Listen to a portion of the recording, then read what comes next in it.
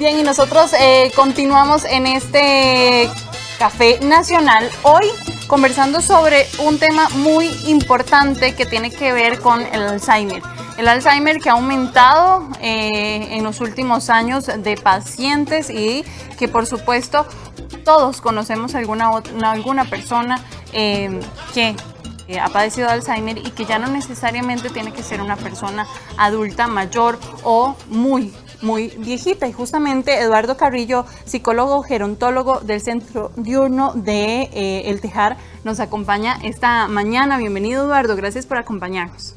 Muchas gracias, es un placer estar acá y pues espero que pasemos un bonito rato compartiendo sobre el tema tan importante como lo es el Alzheimer. Muchas gracias. ¿Cómo podemos definir esta enfermedad?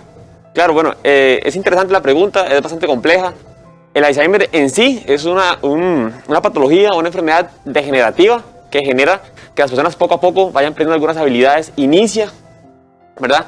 Primeramente por el tema de la memoria a corto plazo, pero va avanzando a otras dificultades. Sin embargo, la manera de definirlo usualmente está relacionada con un término conocido como demencia, que lo que hace es englobar un montón de síntomas y enfermedades, ¿verdad? Más allá de lo que se conoce usualmente como la demencia, es un conjunto de enfermedades y dentro de eso, el Alzheimer es la más común que genera demencia.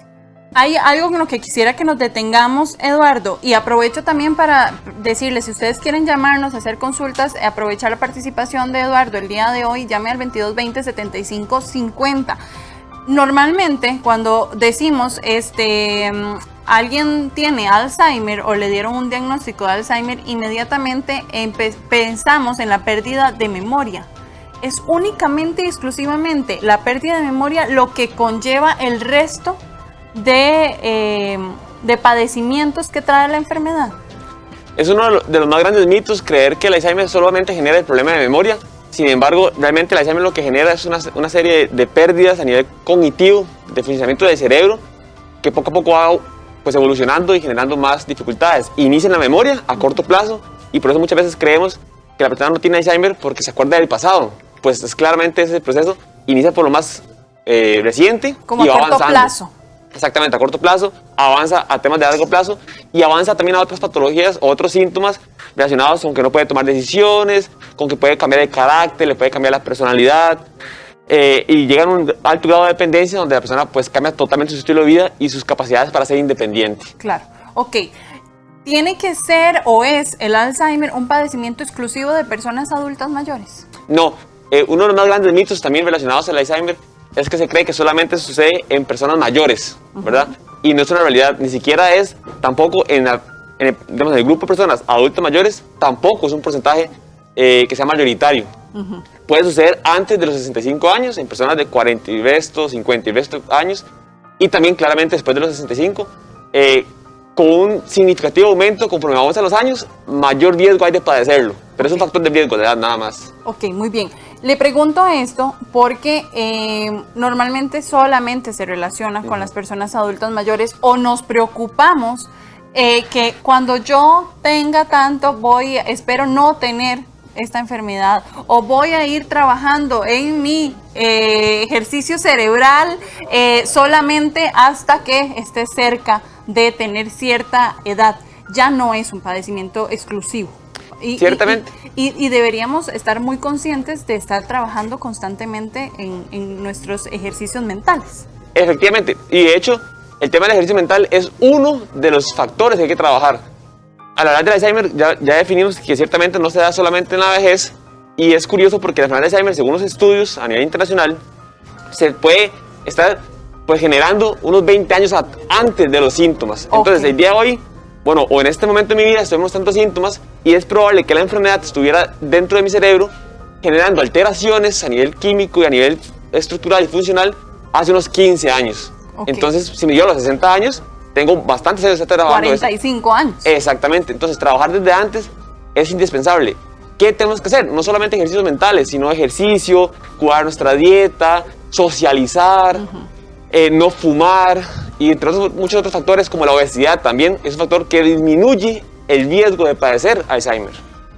Ya que usted nos explica esto, me parece importantísimo que nos detengamos en este momento de esos síntomas previos que pudimos haber tenido y muchas personas no pudieron haberlo detectado o ni siquiera los detectamos.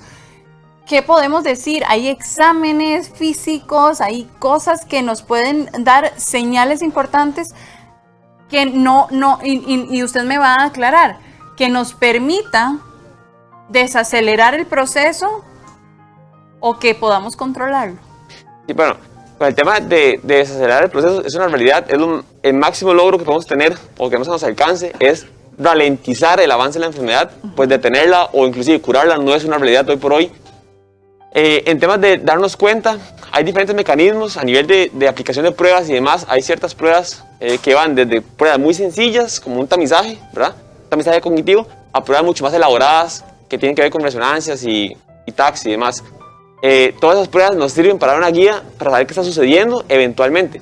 Pero usualmente los primeros síntomas, los que podemos observar, siempre suceden ya años después de que la enfermedad empezó. Esos síntomas están relacionados inicialmente con los primeros cambios que vemos observables. Son problemas de memoria, de cosas muy inmediatas. Y cuando hablamos de problemas de memoria, problemas que sean diferentes a los que estamos acostumbrados. A todos nosotros se nos puede olvidar algo de vez en cuando. Pero cuando empezamos a tener problemas distintos a los que estamos acostumbrados, es de tomar importancia. En muchas ocasiones uno escucha decir, o hasta uno mismo lo ha dicho, oye, es que yo tengo muy mala memoria. Se me olvidan muchas cosas. O vea que usted tiene muy mala memoria, cuidado, es que le va a dar Alzheimer. Esa memoria que tenemos y que puede ser muy buena para algunos o muy mala para otros, o hay gente que recuerda cosas desde muy pequeñito y algunos otros no se recuerdan, ¿significa necesariamente una señal?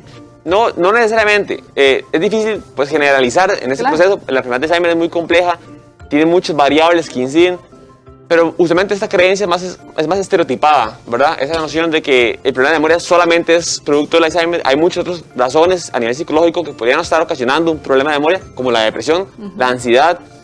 Y dentro de esto hay que reconocer que no todo lo que nosotros percibimos como problema de memoria es realmente memoria. Por ejemplo, si nosotros llegamos a la casa y estamos preocupados por el trabajo, por la pareja, llevamos unas llaves y las dejamos en cualquier lugar y no prestamos atención en qué lugar las dejamos. No fue que no memoricé. No, se me olvidó. No exactamente, no se me olvidaron. Fue que nunca le presté atención al lugar donde las dejé. Y no es un problema de memoria, sino un problema de atención. Ok, y ahí es importantísimo recalcarlo, ¿verdad? Pero también me hace ir hacia esta otra pregunta. Cuando una persona tiene ya más de 50 años y empieza todo el proceso de que es que tengo que empezar a hacer crucigramas, es que voy a armar un rompecabezas, es que voy a hacer sopas de letras. ¿Estamos a tiempo a esa edad? El proceso de envejecimiento es desde que nacemos hasta que envejecemos, hasta que morimos, ¿verdad? Dentro de esta línea no es tan sencillo decir como que estamos en un punto donde ya es muy tarde. Siempre es bueno, cualquier actividad.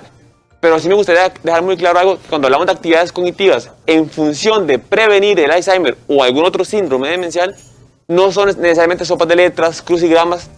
Esas no son realmente las estrategias que tienen mayor evidencia que han demostrado servir. Ajá. Usualmente tienen que ver con cambios en mi rutina que generen que mi cerebro, mi persona, se exija aprender algo nuevo, ¿verdad? Que sea muy integral. Exactamente, algo más integral y algo que tenga un impacto en mi vida, puesto que yo ocupo hacer algo que repercuta en mi diario vivir. Que no sea como que a las 3 de la tarde yo digo, o ahorita a las 10:30 voy a ver Café Nacional y voy a hacer un crucigrama mientras tanto, porque es como mi tarea, pero en realidad no hay una intención o hay una emoción al realizar eso. Sí, y más allá de la motivación que tenga la persona, Ajá. tiene que ver con que las actividades en sí no son realmente tan estimulantes como otras condiciones, ¿verdad? Y tiene que ser, como usted dijo, algo más integral. Desde el ejercicio, la dieta, el evitar algunas sustancias en mi vida, el dormir bien, por ejemplo, hasta vincularme con actividades que me exijan socializar y que me exijan poner a mi cerebro a trabajar en diferentes condiciones, desde memoria hasta planificar, secuenciar y demás. Ok, y que podríamos desde ya, desde que estamos creciendo, ir identificando cuáles son esas falencias y entonces ponerle más atención y más trabajo a esos puntos. Si soy muy buena, por ejemplo, armando un rompecabezas, pero soy muy mala haciendo un crucigrama, por decir algo así, entonces mejor me centro más en el crucigrama como para ejercitar más esa parte mental y cerebral. Podría ser una opción, pero siempre orientado a que hagamos actividades mucho más complejas y más variadas. No solamente centrarnos en un crucigrama, porque eso no genera realmente, la evidencia dice, la ciencia, que esto no se traduce en una mejoría realmente de la prevención. Pero si hago algo más vinculado con que yo pueda realmente exigirle a mi cerebro aprender cosas nuevas, potenciar ese aprendizaje, ¿verdad? Como puede ser aprender un nuevo idioma, sí tiene un mayor respaldo, vinculado con algo que se llama reserva cognitiva, que es lo que fortalece al cerebro para hacerle frente a la enfermedad.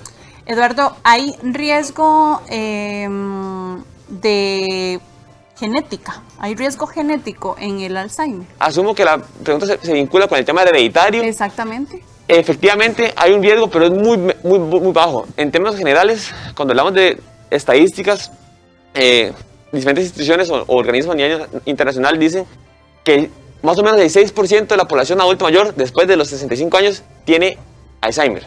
Y va aumentando conforme aumenta la edad. Dentro de ese 6%, o que llega hasta un 30% o un poco más, solamente el riesgo de padecer una enfermedad de Alzheimer de tipo hereditario ronda entre el 1 y el 2% según las sociedades internacionales de Alzheimer. Entonces el riesgo es muy bajo en realidad, y en Costa Rica los datos son muy inciertos al respecto. Y con respecto ahora que mencionábamos datos en nuestro país, ¿qué tal estamos en cuanto a datos de padecimiento en nuestra sociedad costarricense? Y le pregunto esto porque entonces puede ser el reflejo de malas prácticas en nuestra salud mental, en nuestra salud física. Ciertamente Costa Rica tiene variables interesantes en cuanto a su desarrollo social, de estilos de vida saludables y demás. Datos con respecto a la enfermedad de Alzheimer y otras enfermedades asociadas a los síndromes demenciales o el deterioro cognitivo son bastante difusos, rondan porcentajes muy dispares, ¿verdad? A veces hablar de un porcentaje específico es inclusive riesgoso, puesto que otras investigaciones dicen lo contrario. Pero yo, por ejemplo, ASCAD, que es la Asociación Nacional de Alzheimer, que es un ente de bastante importancia y bastante reconocimiento, dicta que hace algunos años habían aproximadamente 33,000 casos de personas con algún tipo de síndrome demencial, de los cuales el mayoritario sería el Alzheimer, pero hay muchos más. Perfecto. Y que acá es importantísimo, y que qué bueno que lo dice Eduardo, que significa tener algún síndrome demencial no siempre va a significar tener Alzheimer. Ciertamente, el Alzheimer ronda supuestamente, en términos muy generales, según diferentes países o continentes inclusive, el 70%. Puede bajar o subir, y entre esos otras enfermedades muy similares al Alzheimer, que generan también problemas cognitivos, de memoria y otras funciones cognitivas, por ejemplo, son los accidentes cerebrovasculares, la enfermedad de Parkinson, la demencia frontotemporal, la demencia por cuerpos de Lewy. Son enfermedades que quizás no se tienen en el panorama, pero son igualmente importantes, igualmente incapacitantes, y que entrarían en ese grupo de personas que están siendo inclusive mal diagnosticadas, considerando que la enfermedad única sería el Alzheimer. Eduardo, ¿el tema emocional puede ser un factor de riesgo para que una persona padezca de Alzheimer? Los factores de riesgo son bastantes. En términos generales, inclusive a nivel internacional se manejan 5 factores de riesgo muy modificables, que son desde estar activándome a nivel cognitivo, hasta hacer ejercicio, mi dieta, socializar y cuidar mi corazón, ¿verdad? El tema de cardiovascular. El tema de mi afectividad, temas de emociones, es importante, puesto que el nivel de afectividad que yo maneje, por ejemplo, yo soy un trastorno por depresión, mi sistema inmunológico y mi cuerpo están trabajando de manera diferente, ¿verdad? Están alterados producto de la enfermedad que estoy padeciendo. Y claramente, a nivel de metáfora, si tenemos una enfermedad que está ahí haciendo afectaciones en mi cerebro y aparece una depresión, mi sistema, mi cerebro y mi cuerpo no están preparados para hacerle frente. Y entonces sería como facilitar el proceso en que la enfermedad aparezca. Y ciertamente hay un gran vínculo a nivel de investigación que demuestra que personas con depresión, después de la depresión, pueden aparecer con síntomas de deterioro cognitivo que se traducen en una evolución al Alzheimer.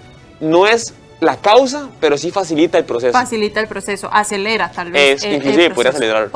Eduardo, para todas las personas que en su familia haya un paciente de Alzheimer, y para ir también finalizando esta conversación, algunos consejos del manejo de la enfermedad, de búsqueda de asistencia, de apoyo emocional, no solamente para el paciente, sino también para la familia que va llevando junto a esa persona todo este proceso. Consejos hay muchos, puesto que la sintomatología del Alzheimer es muy variada y es muy compleja. Genera situaciones muy convulsas a nivel de la dinámica familiar.